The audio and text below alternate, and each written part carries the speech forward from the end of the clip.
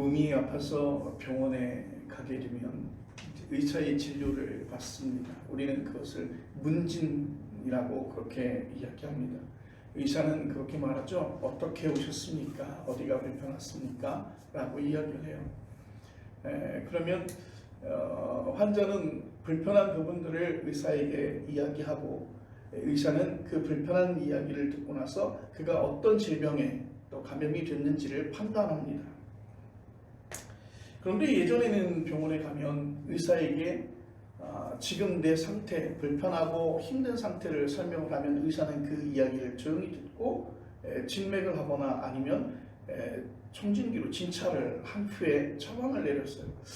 근데 유독 요즘에는 그런 경우들이 별로 없는 것 같아요. 그래서 이렇게 문진하고 환자가 불편하다고 하면 그 불편한 것에 따라서 의사가 어떤 질병에 대해서 판단을 하는 것 같아요. 물론 이제 요즘 많은 질병들의 대상에 놓인 어떤 그러한 것들과 유사하다라고 하는 판단이겠죠. 그러면서 판단을 내려요. 병원을 이렇게 나오면서 그런 생각이 좀 들죠. 정말 제대로 진단하고 내 병에 대해서 내가 잘 모르는데 그 병의 전문가인 의사가 그 이야기를 듣고 내 몸을 정말 만지면서 또한 청진기를 대면서 호흡 소리를 듣고 내가 무슨 병에 걸려 있는지, 어떤 질병으로 인해서 어떤 상태에 놓여 있는지를 판단하고 그 처방하면 좋겠다라는 생각들을 가지고 정말 이게 맞나? 이런 생각들이 들어요. 물론 탁월한 의사는 문진 한마디로 이렇게 얼굴만 봐도, 얼굴 혈색만 봐도 그 질병의 근원을 찾을 수도 있겠죠. 그런데 저희들 생각에는 그렇습니다. 무엇인가 나를 좀 만져주고 무엇인가 내 몸에 청진기를 갖다 대고 굉장히 많이 고민하는 모습들, 또 진료하는 모습들이 빚어지면 신뢰가 가는 것 같아요. 아무것도 하지 않고 이야기를 듣고 나서 네 알겠습니다 그러고 나서 처방 전에 영문으로 쓰고 가서 주사실에 가서 주사 맞으세요. 약은 3일치 줘드리겠습니다. 그러면 왠지 내 병이 낫지 않는 것 같은 그런 느낌이 좀 들어요. 어떤 행위, 그러니까 무엇에 대한 결론에 의해서 그것이 해결된다라고 하는 것이 중요한 것보다는 그 결론에 도달하기 위해서 내가 믿을 만한, 신뢰할 만한 그런 어떤 행위들이 있었으면 좋겠다라고 하는 것이 바로 우리들이죠. 우리는 예수 믿으면서 그럽니다. 구원은 내가 할 수 있는 것이 아무것도 없어요. 오로지 예수 그리스도를 통해서 우리가 하나님께로 나아가는 거예요. 내가 예수 그리스도를 주로 고백하고 또 예수 그리스도를 나의 구주로 영접하면, 그리고 내가 고백하면 구원을 받는 거예요. 복잡하지 않습니다. 뭔가 또 다른 행위가 있어야 될 텐데, 뭔가 내가 믿을 만한, 어떤 신뢰할 만한 어떤 그런 것들이 있어야 될 텐데, 그런 고민들을 많이 하는 거죠. 우리가 그래서 지난 말씀에서도 그런 설명 말씀을 좀 드렸어요.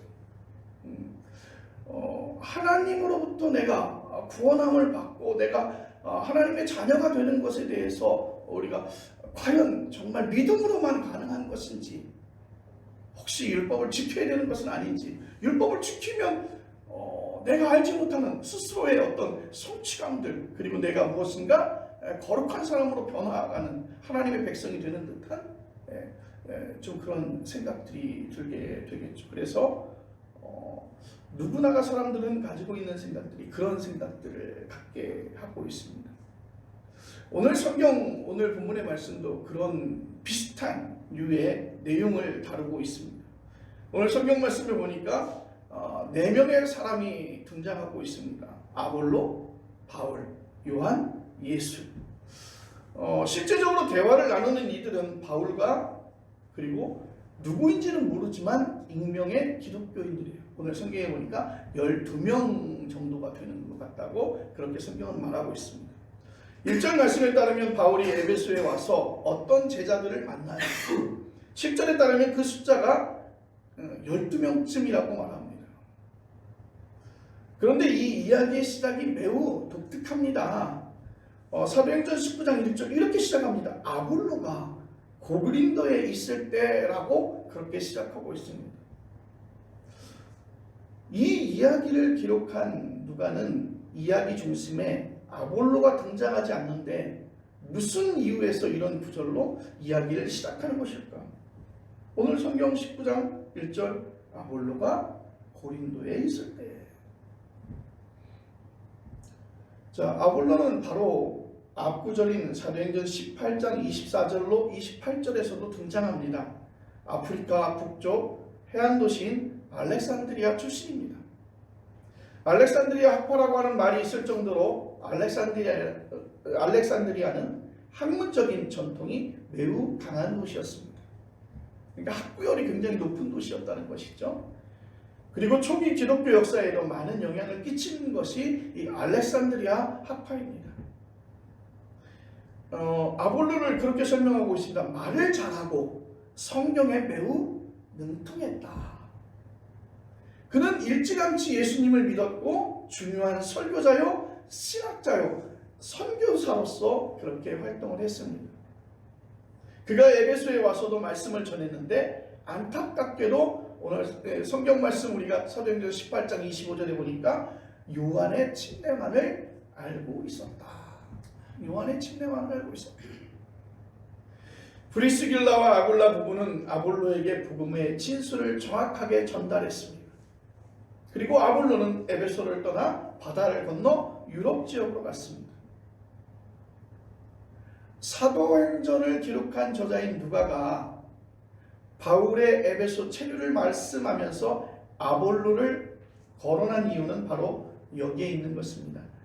침례 요한의 침례만 알고 말씀을 전하던 아볼로의 가르침이 여전히 에베소 지역에 남아 있었다는 사실을 우리에게 들려주고 있는 것입니다.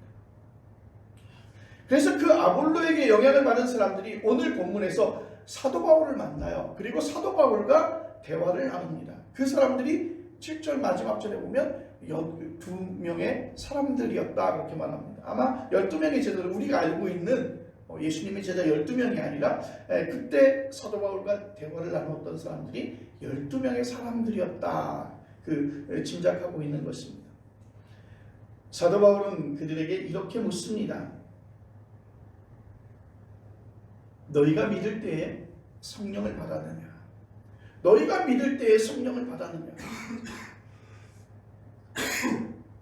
사도 바울의 이 질문에 이 12명의 사람들이 이렇게 대답합니다. 아니요, 우리는 성령이 계심도 듣지 못했습니다. 오늘 처음 듣습니다. 사도 바울 당신에게 성령이라는 말을 처음 듣습니다. 성령의 계심도 듣지 못하였습니다. 이때 바울이 그렇게 말합니다. 그러면 너희가 무슨 침례를 받았느냐? 너희가 무슨 침례를 받았느냐? 그들이 대답하기를 사도 요한, 그러니까 요한의 침례입니다 라고 그렇게 얘기를 해요. 자, 바울이 이들에게 본격적으로 정말 복음의 내용을 설명하기 시작하는데 요한은 회개의 침례를 베풀었을 뿐이다. 그 요단강에서 많은 사람들에게 요한은 침례를 베풀었어요. 그리고 그가 했던 말씀이 있습니다. 가장 중요한 어떤 키워드, 가장 중요한 말씀인데 그는 자기 뒤에 오시는 분을 믿으라고 선포했다는 거예요. 여러분 무슨 공연을 하잖아요. 공연을 하면요, 그 공연장에 가서 이렇게 앉아있으면 공연이 시작하기 전에요, 그 공연에 사람들로 하여금 그 공연에 이렇게 몰입할 수 있도록 와서 이야기를 하거나 노래를 하거나 개그를 하시는 분들이 있어요. 만남을 하시는 분들이 있어요. 그러니까 공연이 시작하기 전에 사람들의 마음의 준비를 시키기 위해서 그분들에게 하는 분들이 있어요.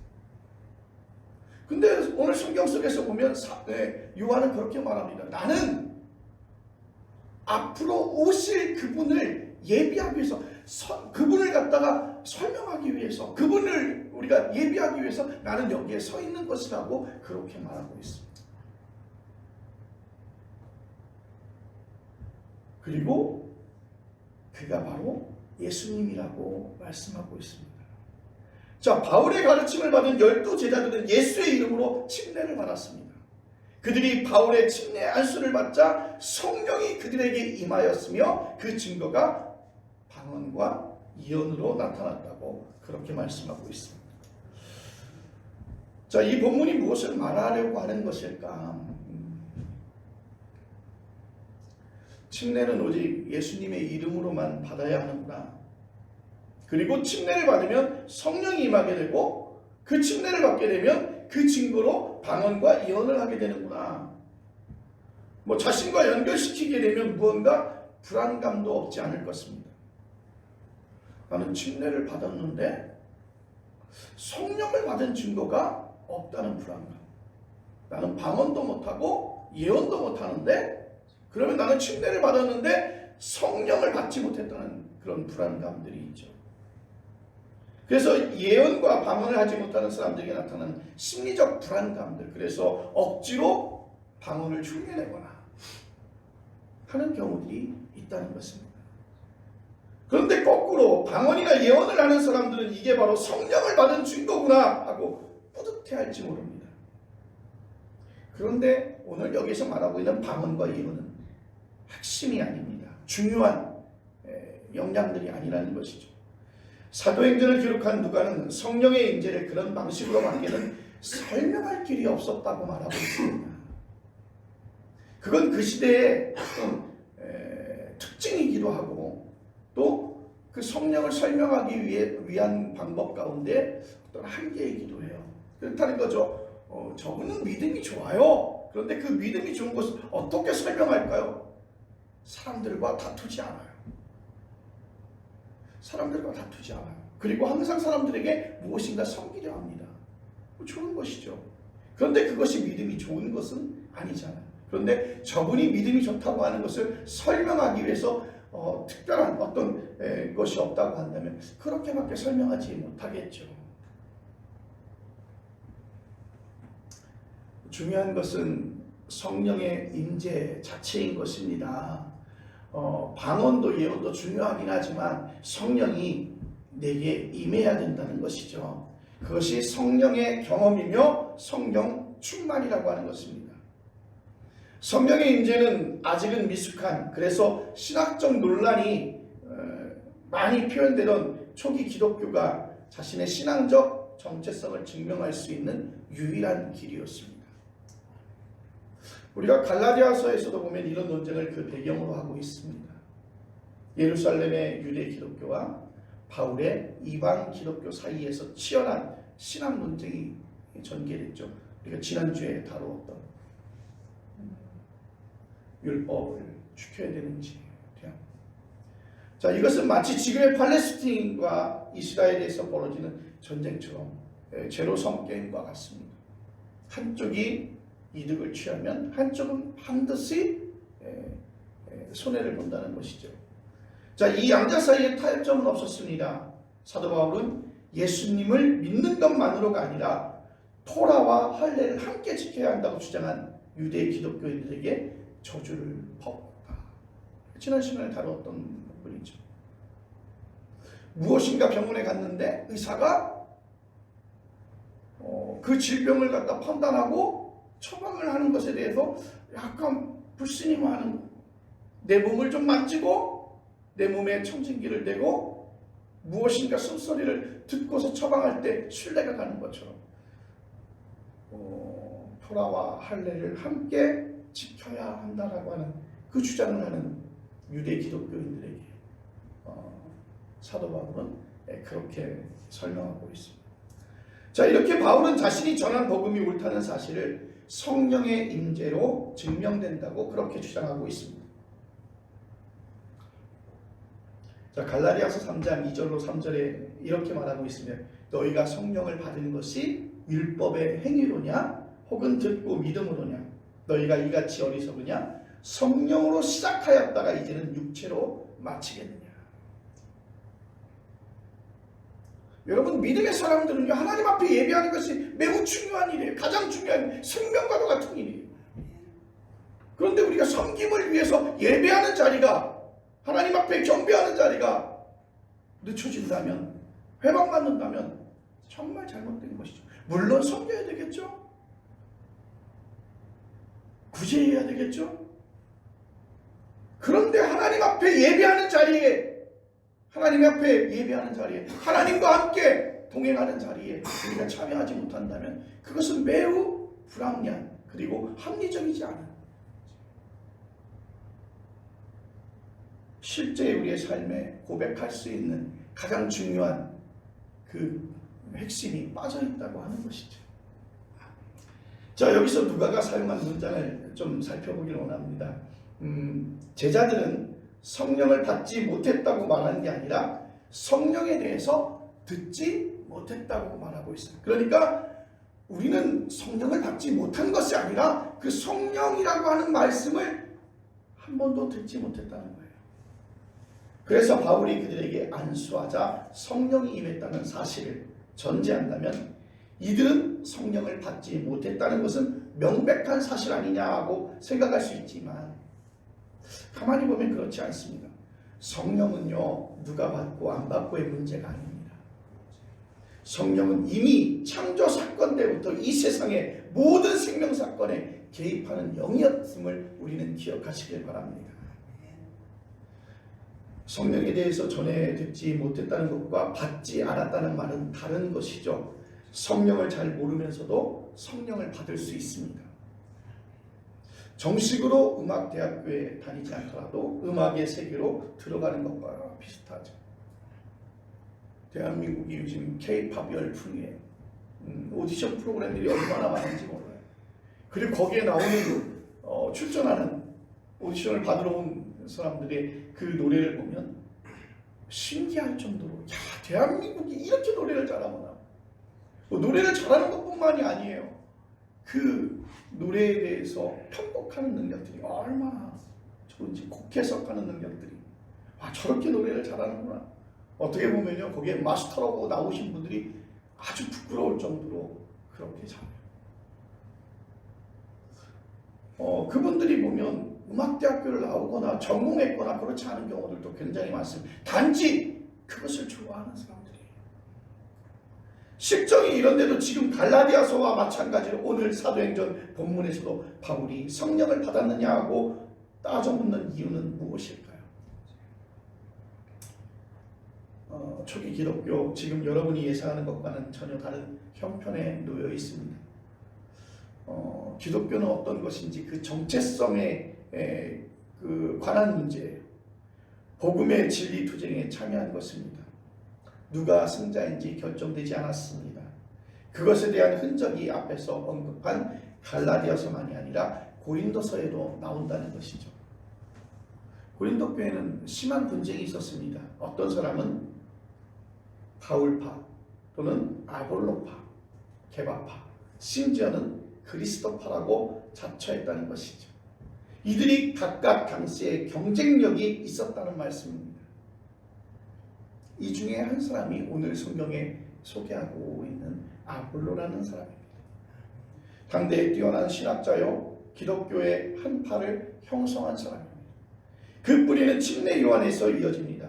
바울이 에베소의 제자들에게 너희는 무슨 침례를 받았느냐? 그렇게 물었을 때 그들은 요한의 침례를 받았다고 대답합니다. 자, 이렇게 보면 아볼로는 바로 이 요한의 침례를 대표하는 인물입니다. 그런데 요한의 침례를 여러분 살펴보면 요한의 침례는 회개를 핵심으로 다루고 있습니다. 모든 사람들이 정직하고 바르게 살아야 한다는 것이 침례 요한이 선포한 메시지입니다.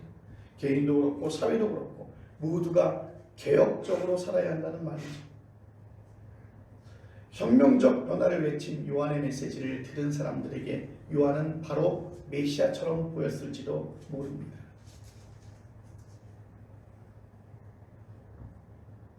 아볼로를 통해서 요한 신학의 전통을 이어받은 사람들은 지금 바울을 통해서 예수의 복음을 이어받은 사람들과 경쟁하고 있는 것입니다.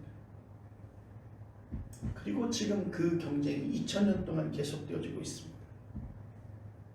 오늘의 한국 사회를 살펴보시기 바랍니다.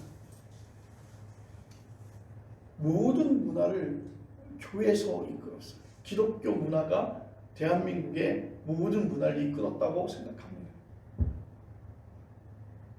교회에 와야 글을 배울 수도 있고, 교회에 와야 우리가 만나보지 못했던 문화들을 경험할 수 있었던 그런 시대가 있었어요. 그런데 그 한국 교회가 변화하기 시작하죠. 보통 이제 우리는 그렇게 이야기합니다. 나는 그 좀 보수적인 사람이야. 나는 진보적인 사람이야. 뭐 요즘은 그렇게 이야기하는 경우들이 많아요. 정치적인 색도 마찬가지고요. 그런 이야기들이 많습니다. 아마도 진보적인 성향을 가지고 있는 사람들은 그렇게 이야기할 것 같아요. 예수를 믿는 것으로는 조금 부족한 것 같고 예수님처럼 행해야 된다고 그렇게 주장할 것 같아요. 한국교회가 세상으로부터 욕을 먹는 이유는, 그래서 사회적 영향력을 점점 잃어가는 이유는 개혁적이지 못하기 때문이라고 그렇게 말합니다. 이 말씀은 옳은 주장이죠. 오늘 한국 사회에서 침례 요한과 같은 메시지, 회개의 침례가 필요하다는 것입니다.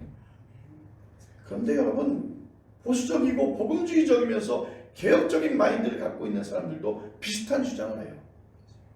도덕적이고 윤리적으로 살아야 한다고 말입니다. 만약에 차이가 있다면 사회 윤리를, 후자는 개인 윤리를 강조하는 것 같아요. 자, 이 말씀은 고린도전서와 오늘 본문인 사도행전에 나오는 아볼로파와 비슷합니다. 회개의 침례가 그 중심에 있다는 것이죠. 그런데 사도 바울이 이들과 싸웁니다. 갈라디아에서는 토라와 할례를 강조하는 유대 기독교인들과 싸웠고, 고린도와 사도행전에서는 요한의 회개의 전통의 그 침례의 전통을 강조하는 아볼로파와 싸웠습니다. 바울이 싸운 이들의 특징을 살펴보면 그들은 혼합주의였습니다. 그들은 예수 그리스도를 인정하지만 여전히 다른 요소가 필요하다는 것이죠. 그냥 의사의 처방이 중요한 것이 아니라, 의사의 처방만으로 만족하는 것이 아니라, 의사가 나를 좀 진맥하고, 의사가 나의 호흡의 소리를 좀 듣고 내 몸을 만졌으면 좋겠다는 것이죠. 그 토라와 할례와 도덕적 변화를 이야기하고 있습니다. 자, 그런데 바울은 예수 그리스도를 유일한 복음의 토대로 전합니다. 예수 그리스도를 통해서 일어나는 하나님의 구원 행위에는 더 이상의 부가적인 요소가 필요 없다는 것이죠. 토라와 할례가 필요 없다는 것이에요. 너희들의 도덕적 행위로 너희가 구원을 받는 게 아니라는 것이죠. 너희가 율법을 지킴으로, 너희가 할례를 받음으로 너희가 구원에 이르는 게 아니라는 것이죠. 하나님을 믿고 예수 그리스도를 나의 구주로 영접하고 그렇게 고백하는 것이 바로 하나님의 자녀가 되는 것이라고 말씀하고 있는 것입니다. 침례 요한을 우리가 살펴보면요, 침례 요한은요, 나를 그리스도라고 내세우지 않았습니다. 요한은 오히려 자기 뒤에 오는 예수님을 그리스도라고 전하고 있습니다. 요한의 도덕성과 개혁과 변화가 사람을 구원할 수 있는 것이 아니라, 너희가 변화되어져야 되고 개인적으로 너희가 회개해야 되지만 그것으로 구원을 얻는 것은 아니라, 예수님을 만남을 통해서 예수님과 하나 되는 것이 너희가 구원을 받는 길이라는 뜻을 말하고 있는 것입니다. 그것을 침례 요한은 전하고 있는 거예요. 그런데 그 침례 요한의 생각과는 달리 침례 요한의 영향을 받았던 사람들이 그 도덕적인 변화를 들고 일어나 토라와 할례를 들고 일어나는 것입니다. 사도 바울은 말합니다. 하나님의 구원 행위에는 더 이상의 부가적인 요소가 필요 없음을 우리에게 말하고 있는 것입니다. 내가 전제론적으로 예수 그리스도와 하나 되는 것, 그리고 그것을 믿는 것입니다. 그에게서 일어나는 하나님의 구원 통치를 믿고 그의 운명을 나의 삶으로 받아들이는 것, 이런 믿음이 바로 예수님의 이름으로 받는 침례인 줄로 믿으시기를 바랍니다. 그런데 우리는 그걸 알아요. 우리는 그걸 알아요. 그런데 바울의 주장이 그 당시 여러 기독교의 어떤 파들에게는 정말 받아들여지기 좀 힘든 일이었어요. 그리고 사도 바울의 주장은요, 그때 당시는 매우 극단적이어서 오히려 거부감이 있을 정도였습니다. 지금 세상이 기독교를 향해서 무엇을 요구하고 있습니까? 아마도 침례 요한처럼 너희가 살아보라고 하는 요구가 가장 많을 것입니다. 교회 안에서 의식 있는 사람들이 무슨 이야기를 합니까? 아마 침례 요한이 얘기했던 회개의 도덕적인 삶을 그렇게 요구하고 있지 않을까요? 초기 기독교의 역사에서도 그런 요구는 매우 강했습니다. 그래서 바울이 설립한 교회들이 매우 흔들리기도 하고 힘들어했다는 것이죠. 그래도 바울은 이런 부분에서 절대 타협하거나 절충하지 않았습니다. 그리고 사도 바울의 생각대로 그대로 밀고 나갔어요. 침례 요한의 침례가 아니라 예수 그리스도의 침례가 답이라고 그는 말하고 있습니다. 사도 바울과 바울을 변호하고 있는 누가의 설명에 따르면 성령이 그 대답입니다. 누가는 바울이 에베소의 제자들에게 안수를 하자 성령이 그들에게 임했다고 진술하고 있습니다. 그리고 그 현상을 방언과 예언이라고 말하고 있습니다. 아까 제가 설명하듯이 성령의 임재를 설명하기 위해서 그 당시에 다른 방식으로 성령의 임재를 설명할 길이 없어서 방언과 예언을 어쩔 수 없이 사용한 단어라고 말씀드렸습니다. 성령의 임재가 그런 현상으로 나타날 수 없다는 뜻이 아니라 성령이 그런 현상에 제한되지 않는다는 것입니다.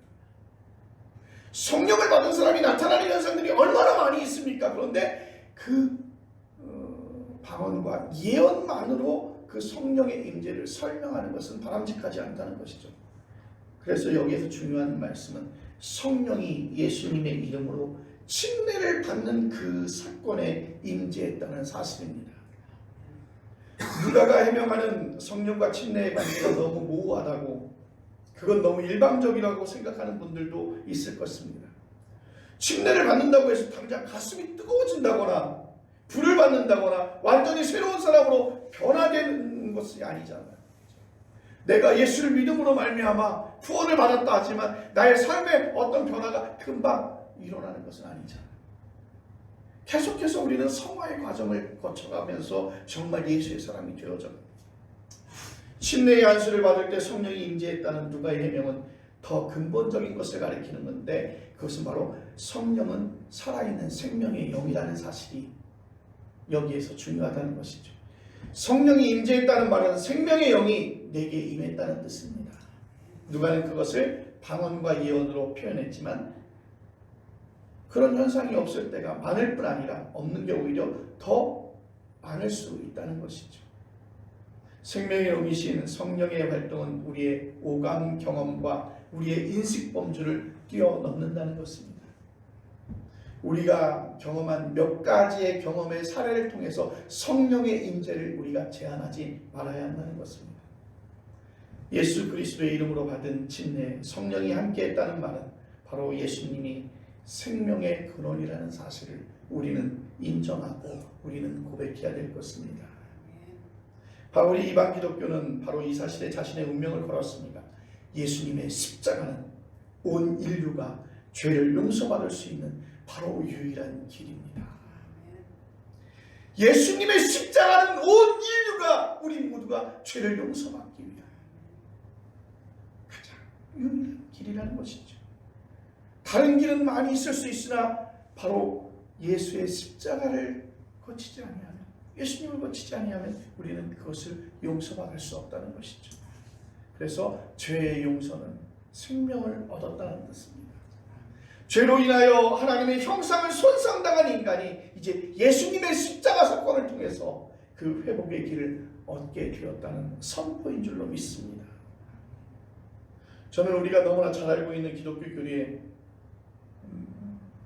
가장 초보를 말씀드렸어요. 가장 초보죠.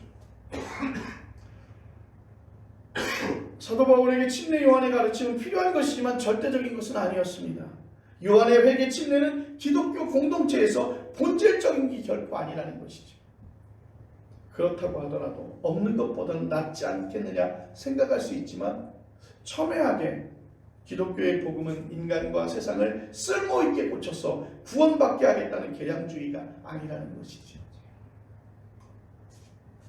이런 요구들이 강하게 작용하면 결국 복음의 본질은 약화될 수밖에 없습니다.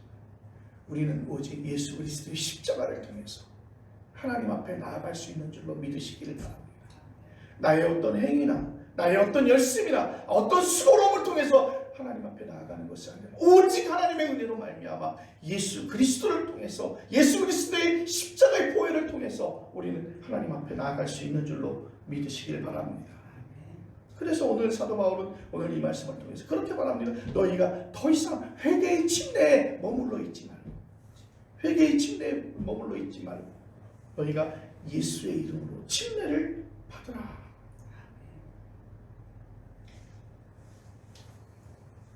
우리가 예수 그리스도를 통해서 생명의 세계를 경험해야 될 줄로 믿으시길 바랍니다. 그리고 그런 세계 안으로 들어가는 것이 곧 성령의 임재인 줄로 믿습니다. 우리가 받아들인 이 복음이 진리라는 사실을 위해서 2000년 전 바울과 마찬가지로 지금도 우리는 계속해서 투쟁해야 될 것입니다. 회개의 침례에 머물러 있는 것이 아니라 우리가 예수 그리스도를 통해서 성령의 침례를 받는, 그래서 하나님의 자녀가 되는 성령과 침례에 대한 질문을 통해서 우리의 삶이 고백되어지길 바랍니다. 성령을 받았습니까? 예수님의 이름으로 침례를 받았습니까? 우리는 우리의 고백을 통해서 예수님 앞에 나아가기를 원합니다. 기도하겠습니다.